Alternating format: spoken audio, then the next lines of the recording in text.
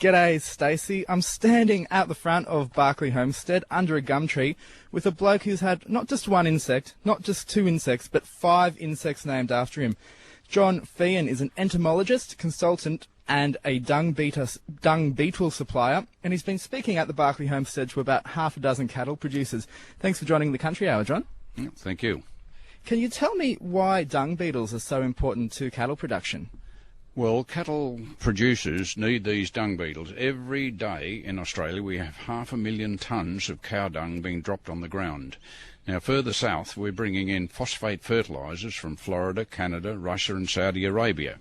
When we have each day in Australia we have 500,000 tonnes of cow dung dropped on the ground each day. Now here we have a very valuable product that nature has supplied that's already on the farms, it's in the paddock, it's already spread. The only trouble, it sits on top of the ground where it breeds bush fly down south, buffalo fly up north here. Internal parasites complete their life cycles, and it pollutes the paddock and often gets washed into the creeks and rivers. So nature never intended this valuable product to go to waste the way it does here in Australia. And of all the continents on this planet, Australia needs every gram of this valuable material being put back underground and put to good use in the paddocks of Australia. So why aren't there dung beetles in the territory working that dung into the ground?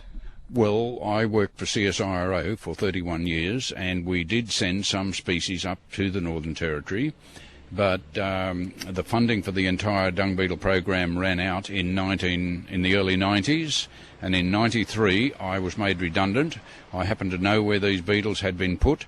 I knew how to harvest them, how to handle them, how to climate match them. So I've set up a business and I now distribute dung beetles to areas where they're not already established.